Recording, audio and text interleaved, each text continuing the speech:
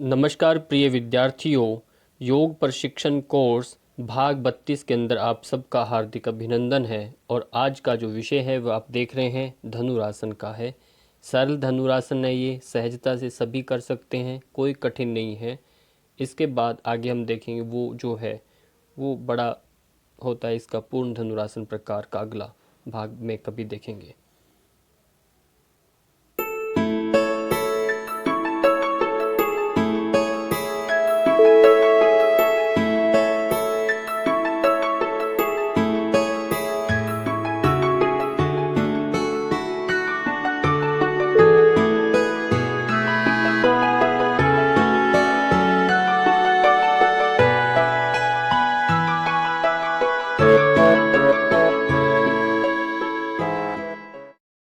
धनुरासन। धनुरासन शब्दार्थ एवं नामकरण। जब भी हम बार बार इसी पैटर्न से आपको पढ़ा रहे हैं ताकि आप जब आसन करने जाते हैं, आसन का शब्द का अर्थ आपको बहुत ज़रूरी पता होना चाहिए। बिना शब्द अर्थ नामकरण कैसे पढ़ा आसन का, थोड़ा बैकग्राउंड पता होना बहुत ज़रूरी है। धनुरासन शब्द का जो अर्थ है, धनु का अर्थ होता है धनुष, धनुषी आकार के कारण धनुषासन। इसमें शरीर की आकृति तने हुए धनुष के समान हो जाती है, इसलिए इसे धनुरासन कहा जाता है। आप देख ही रहे होंगे पीछे, धनुष के समान हमारी शरीर की आकृति बनती है और तब इसे क्या कहा जाता है, धनुरासन। भुजंगासन, शलभासन और धनुरासन क्रम में किया जाता है। पहले भुजंग करेंगे, फिर शलभ करेंगे, फिर धनुरासन को करना है। अतः इसे योगासन त्रयी से भी जाना जाता है। नाम संस्कृत में इसे धनुरासनम, हिंदी में धनुषासन, धनुरासन और अंग्रेजी में बोपोज के नाम से इसे जाना जाता है। श्लोक एवं अर्थ की बात करें, आप ध्यान से श्लोक का उच्चारण को सुनिए जिससे आप स्वयं इसको पढ़ सकते हैं। प्रसार्य पादौ भुविदण्डरूपौ करौ च पृष्ठे धृतपादयुग्मम् कृत्वा धनुस्तुल्य परिवर्तिताङ्गम् निधाय योगी धनुरासनं तत्। अर्थ एवं अब इसका अर्थ समझिए ध्यान से। अर्थ क्या है, दोनों पैरों को भूमि पर दंड रूप में फैलाकर, दोनों पैर भूमि पर दंडवत फैलाकर हाथों को पीछे करके दोनों पैरों को पकड़ें।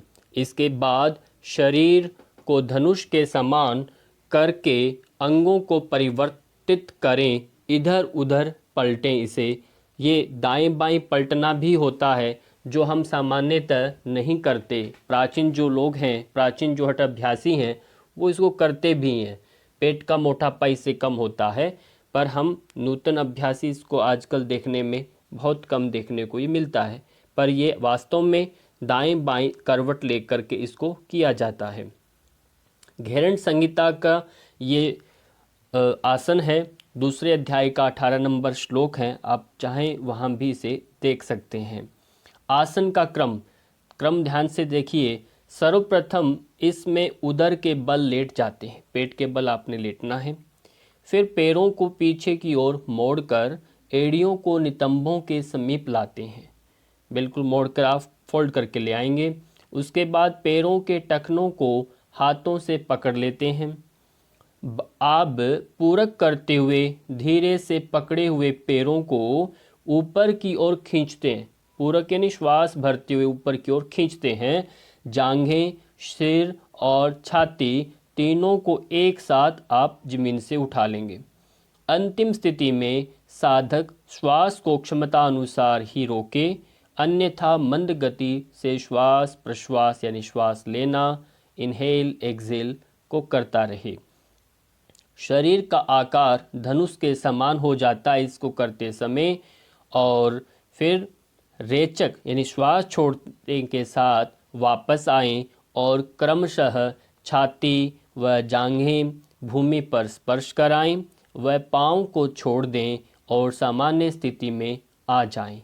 पूरक श्वास लेना, कुंभक रोकना, रेचक छोड़ना करें और अंतिम स्थिति में श्वास प्रश्वास सामान्य रहे।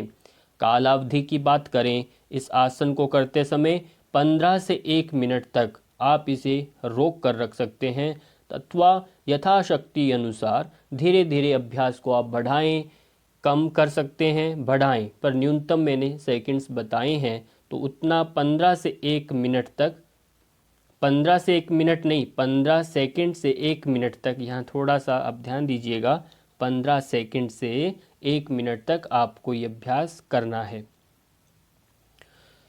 प्रभाव हमारे शरीर पर, उससे पहले आसन का चित्र आ गया है। आसन का चित्र आप देख रहे हैं, इस तरह से आप आसन का चित्र अपने शरीर की मुद्रा को बनाना है।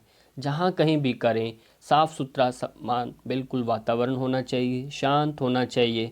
इसलिए हमारी कोशिश भी इसमें यही रहा है कि बिल्कुल खुले स्थान पर एकांत में आपको ये अभ्यास करके दिखाया जाए।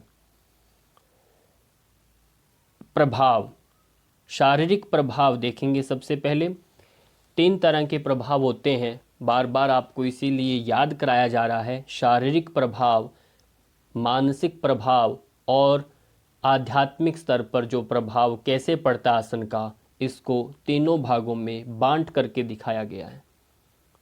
शारीरिक प्रभाव, ये मेरुदंड तथा पीठ की मांसपेशियों को लचीला बनाता है तथा इससे स्नायु दुर्बलता दूर होती है। कमर की दुर्बलता दूर हो जाती है, कमर लचीला होता है, रीढ़ की हड्डी मजबूत होती है, ये सब आप देख रहे हैं। जठराग्नि प्रदीप्त हो जाती है, पेट पर खूब प्रेशर पड़ता है और पाचन क्रिया अपने आप ठीक हो जाएगी। जब आपकी जठराग्नि ही अच्छी हो जाए तो पाचन अग्नि भी ठीक होगी।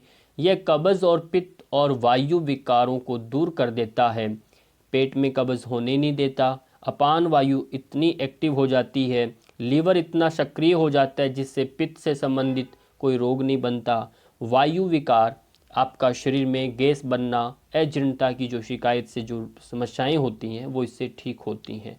अब बात ध्यान ये देना है विशेष बातों में, जब ये सब बीमारियों में नहीं करना, नहीं तो इसका विपरीत प्रभाव पड़ता है। श्वास संबंधित रोगों को सुधारने में ये सहायक है, क्योंकि आपका वक्षस्थल, छाती पूरा इसमें खिंचाव में आता है, फेफड़े आपके खुलते हैं। ये अपच यानी भोजन न पचना, यकृत की मंद क्रियाशीलता जिनकी रहती है, मधुमेह शुगर जिनको है, इंद्रिय संयम तथा मासिक धर्म संबंधित अनियमितताओं के उपचार में सहायक है। अंगों को सुडौल बनाता है, आपका शरीर को एक व्यवस्थित रूप में लेके आने का यह आसन बहुत ही लाभकारी है। यानी मोटापा बहुत जल्दी कम करता है ये। वृक्क और मूत्र संस्थान को मजबूत करता है। वृक्क यानी आपकी किडनीज, मूत्र यूरिन ब्लैडर, पूरा एक एक्सक्रेटरी जो सिस्टम आपका उत्सर्जन संस्थान को ये मजबूती देता है और साथ ही साथ नपुंसकता को ये दूर भगाता है। ये बात भी ध्यान रखिए। नाभि का डिगना, नाभि का अपनी मूल स्थिति से हटकर इधर उधर कई बार चली जाती है, इस नाभि का स्थानांतरण को व्यवस्थित करने का भी ये आसन बहुत ही लाभकारी है। शरीर की अतिरिक्त चर्बी, बहुत एक्स्ट्रा फैट आपके दाएं बाएं आपका पूरा बढ़ जाना जिनका, उसको ये दूर करता है। संपूर्ण शरीर को सुंदर बना देता है ये। इसलिए मोटापा के तो ये विनाशक है, मोटापा को नष्ट कर देता है, इसलिए इसे नियमित करें। शरीर वृद्धि में ये सहायक है। जिन बच्चों को अभी हाइट जिनकी ग्रोथ कर रही है, बढ़ रही है, उन सब में इनको अभ्यास दिनचर्या में उनका देना चाहिए, जिससे उनका कद वृद्धि अच्छे से हो। मानसिक स्तर पर इसका प्रभाव देखिए, ये आसन वृक्क संस्थान को प्रभावित करता है। अब इसका लॉजिक से समझिए कैसे ये मन को भी स्थिर करता है। वृक्क संस्थान को प्रभावित करता है, जिससे वृक्क यानी आपका किडनी मजबूत बनता है। वृक्क किडनी का निर्बल होना, वो कमज़ोर है तो उच्च रक्तचाप भी होगा, चिड़चिड़ापन भी आएगा, अनिद्रा भी होगी, तंद्रा भी आएगी, यानी आलस्य निद्रा जैसा वो पहले जो स्थिति है वैसी तंद्रा भी आएगी। उग्रता, उतावलापन, गुस्सा, एक झटिति गुस्सा जो आता है, उग्रता आएगी। तनाव आदि को जन्म देता है कौन? किडनी का कमजोर होना। अभ्यास से साधक मानसिक रूप से सुदृढ़ बनता है। इसके अभ्यास से ये सभी समस्याएं ठीक रहती हैं तो मन भी स्थिर रहता है। और ध्यान दीजिए, जब हमारा आपको वहाँ हार्मोन्स जब दिखाते हैं, अधिवृक्क ग्रंथियाँ, वो किडनीज के ऊपर ही होती है, जो हमारे रक्त के चाप को नियंत्रण करती है, गुस्सा को बढ़ाने का कार्य करती है, जो फाइट एंड रन के जो हार्मोन्स हमारे शरीर में पैदा करती है वो वहीं से होता है। इसलिए कमज़ोर होना, चिड़चिड़ापन आना, किडनी जैसी समस्याओं का ये प्रभाव होता है। आध्यात्मिक स्तर पर आप देखेंगे तो मेरुदंड लचीला होता है। बिल्कुल सही आप देख रहे हैं, लचीला हो रहा है पीछे चित्र में, जिससे कल्पना शक्ति में वृद्धि होती है। ये बात स्पष्ट है, जब जितना आपका मेरुदंड लचीला होगा, बैकबोन जितना फ्लेक्सिबल होगा आपका, उतना ही आपके सोचने समझने, एक इमेजिनेशन पावर में बहुत ही बड़ा इसका रोल रहता है, वो बहुत अच्छी होती है। इसलिए जो आत्मबोध में सहायक है, आत्मचिंतन में, आत्मबोध में सहायक बन जाती है, जिससे आध्यात्मिक स्तर धीरे धीरे उसका बढ़ने लगता है। ये इसका आध्यात्मिक स्तर पर प्रभाव रहता है। दूसरा आप देख ही रहे हैं, बिल्कुल स्वादिष्ठान का पूरा एरिया इससे प्रभावित होने लगता है और वो अपने आप में संयत करता है, इंद्रियों को संयमित करने लगता है, जिससे भी मन का उच्चाटन न होना, मन स्थिरता से एक ध्येय के प्रति अग्रसित हो जाता है।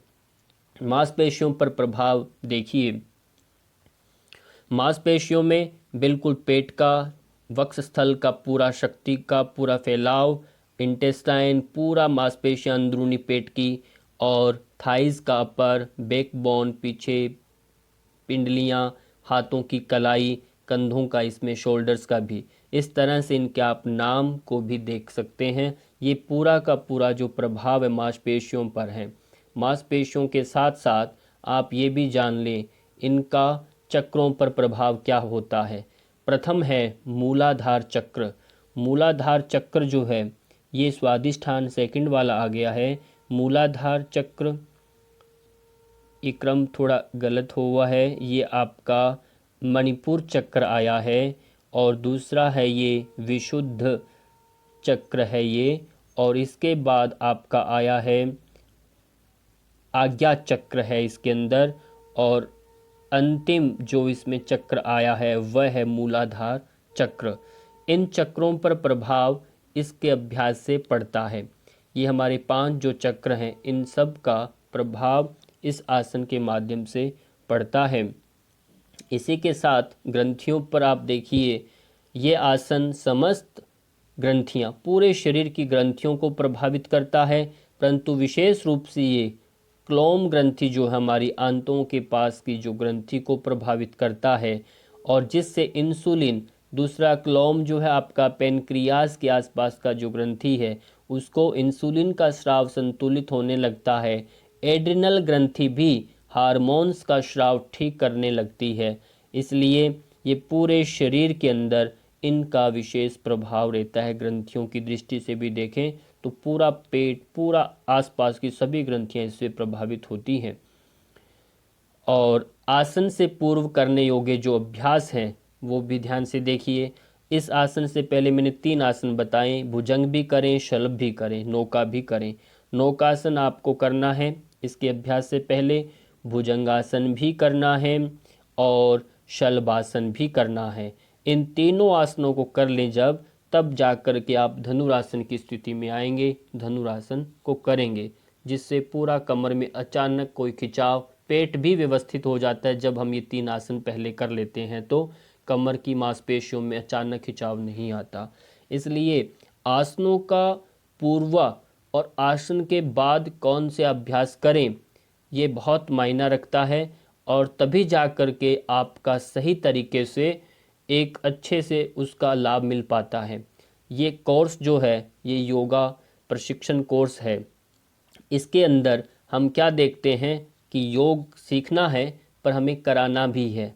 स्वयं को जानना है, फिर समझकर अभ्यास करने हैं, अनुभव करना है और दूसरों को कराते समय सही दिशा निर्देश उसको देने हैं। आसन के बाद भी क्या करें उनको पता नहीं होता, इसीलिए उसका प्रभाव अच्छे से नहीं आ पाता। शशांक आसन, मकर आसन, ये दो आसन हैं जो इस आसन के बाद करना। पहला शशांक आसन आप चित्र देख रहे हैं, नाम सुनते ही, नाम अक्षर का श्रवण देखते ही आसन का चित्र आपके तुरंत माइंड में आना चाहिए। इसलिए बार बार आपको ये परिपक्वता की दृष्टि से, क्योंकि ये आपको याद रहे कि ये आसन ये है, ये आसन ये है, इसलिए चित्र आपके मस्तिष्क में आ जाए, तब आप तुरंत उसको तुरंत बता सकते हैं इस समस्या के लिए, इस बीमारी के लिए ये आसन करिए। सावधानियाँ, जल्दी करने का प्रयास न करें, जल्दबाजी नहीं करना, जल्दी नहीं करना, ये शीघ्रता न चाहिए, इसमें शीघ्रता काम बिल्कुल गलत।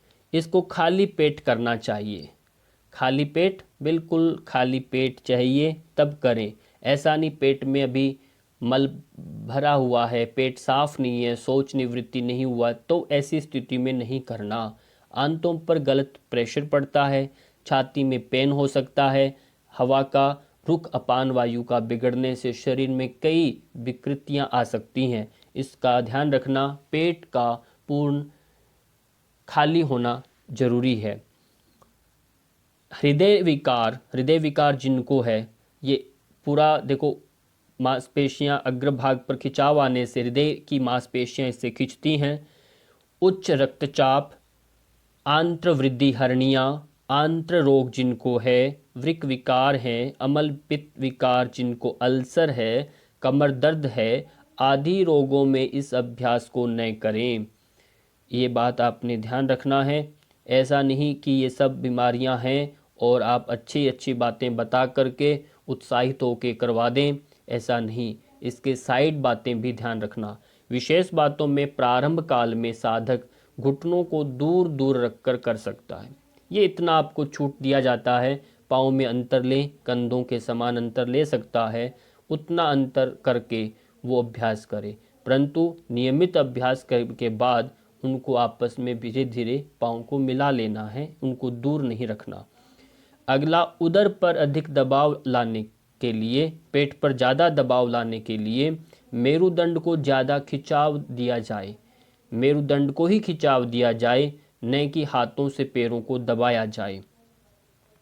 और अंतिम, भुजाओं को यथासंभव हो उतना सीधा करें, खींच के रखने की कोशिश करो, कोहनियों से इकट्ठा नहीं करना। और अपनी दृष्टि ऊपर रखें, सामने ऊपर की ओर देखें, आज्ञा चक्र पर ध्यान बनाकर रखें। इस तरह से ये अभ्यास जब आप करेंगे विशेष बातों के साथ, सावधानियों के साथ, क्रमबद्धता के साथ, तो निश्चित रूप से आपको लाभ मिलेगा। आगे हम इसका वीडियो देख रहे हैं। अभी हम धनुरासन का वीडियो देखेंगे एक एक करके, यानी पहला अपना बायां हाथ, फिर दायां हाथ दोनों थाइज के पास में ला करके रख देना है। फिर एक एक करके पहले दायां फिर बायां पाँव को आपने मोड़ लेना है। मोड़ने के बाद दाएं बाएं पाँव के टखने को पकड़ना, न कि पंजों को पकड़ना। फिर श्वास को भरते हुए धीरे धीरे धीरे आपने अपने आप को ऊपर उठाना। पूरा वजन आप अपनी नाभि पर, पाँव खींचे रहेंगे, घुटने जितना कंधों में अंतर उतना रखें, कंधे खींचे हुए, गर्दन जितना ऊपर आप कर सकते हैं ऊपर करना। श्वास छोड़ते हुए धीरे धीरे आप अपने वापिस स्थान पर आएंगे। जिस क्रम से गए वैसे ही एक एक पाँव को, पहले आपने दायां पाँव विश्राम दिया, फिर बाएं पाँव को विश्राम देना, एक एक करके हाथों को यहीं से मकरासन की स्थिति में विश्राम दे देना है, पाँव को विश्राम देना। अभी हम देखेंगे धनुरासन की कुछ विशेष बातें। सर्वप्रथम आपने अपने स्थान पर पेट के बल लेट करके हाथों पाँव को सीधा कर देना है, स्वयं को व्यवस्थित कर लेना है। कहीं ऐसा ना हो जमीन ऊपर नीचे है, पेट का नाभि स्थान सही नहीं है, पाँव में टेढ़ा पेढ़ा बना हुआ है, पूर्णतः अपने एक रज्जुवत सीधा कर देना है, एड़ी पंजे मिला करके रखना। उसके बाद 2 कहने पर आपने दोनों हाथों को अपने थाइस के नज़दीक ला करके रख लेना है। इस बात का ध्यान रखना, आपका ठुड्डी भूमि पर सीधा रहेगा, स्पर्श रहेगा, इस बात का ध्यान दीजिए। आपकी ठुड्डी बिल्कुल सीधा है, मेरुदंड आपका सीधा है, गर्दन टेढ़ा मेढ़ा हुआ तो ये चीज़ स्थिति बदल जाएगी। हाथों को थाइस के नज़दीक, पाँव के पंजे भूमि पर सीधे फ्लैट रहेंगे। इसके बाद 3 कहने पर आपने अपने एक पाँव को उठा करके फोल्ड करना। फिर 4 कहने पर दूसरे पाँव को आपने फोल्ड किया। ये स्थिति बनने के बाद फिर नंबर आता है आपके अपने दोनों हाथों को, यहाँ पर थोड़ा ध्यान देना है। इस तरह से देखो, यहाँ बिल्कुल गर्दन अभी नहीं उठी, कंधे उठे और यहाँ से सिर्फ टखनों को पकड़ना, न कि पंजों को पकड़ना जब आप सर्व धनुरासन करते हैं। इसलिए चाहे वो नए अभ्यासी हैं, वो यदि हम पंजों को, अंगूठों को पकड़ के जब अंगुष्ठबद्ध धनुरासन करते हैं तो वो एक कठिन आसन है। आगे क्या, उसके लिए कमर में पहले से लचीलापन चाहिए, नहीं तो वो कर नहीं पाएगा। इसलिए प्रारंभिक स्थिति है अपनी नाभि को परिपक्व अवस्था में लाने का कि आप अपने टखनों को पकड़ें। ध्यान दीजिए, टखनों को पकड़ना है, कोहनियाँ सीधी रहनी चाहिए। इसके बाद जो स्थिति बनती है, श्वास भरते हुए हम ऊपर उठ के, यहाँ देखिए पूरा नाभि स्थान के ऊपर जितना हो सके घुटनों को सीधा करना। विशेष ध्यान रखिए अपनी उनकी कोहनियाँ सीधी होनी चाहिए, और चाहे कुछ हो कि ना हो, इनको जितना हो सके आसमान की ओर, ऊपर की ओर खींचना, न कि हाथों से इनको नीचे की ओर दबाना है। दबाना नहीं, ऊपर की ओर खींचना है। दृष्टि आपकी ऊपर ऊर्ध्वमुखी रहेगी, गर्दन जितना हो सके पीछे लाने की कोशिश करना, तब जाकर के पूर्ण आपकी स्थिति कहलाएगी धनुरासन की। और इसके बाद जिस क्रम से हम आए वैसे ही स्टेप टू स्टेप वापस हम एक एक करके हाथों को विश्राम दिया, फिर एक पाँव को सीधा किया, दूसरे पाँव को सीधा किया और सामान्य स्थिति में आकर के बिल्कुल विश्राम ले लेंगे, शिथिल, तब जाकर के आपने गर्दन को दाएं बाएं कर सकते हैं। ये विशेष बातें हुई आपकी, ध्यान रखना है। विशेष में इतना ही है, भूमि समतल होना चाहिए, जल्दबाजी नहीं करना, जर्क नहीं लगना चाहिए, स्टेप टू स्टेप जाना, हाथों को खींचते रहना, ऊपर दबाना नहीं। इसी के साथ आप सबका बहुत बहुत धन्यवाद। Thank you so much.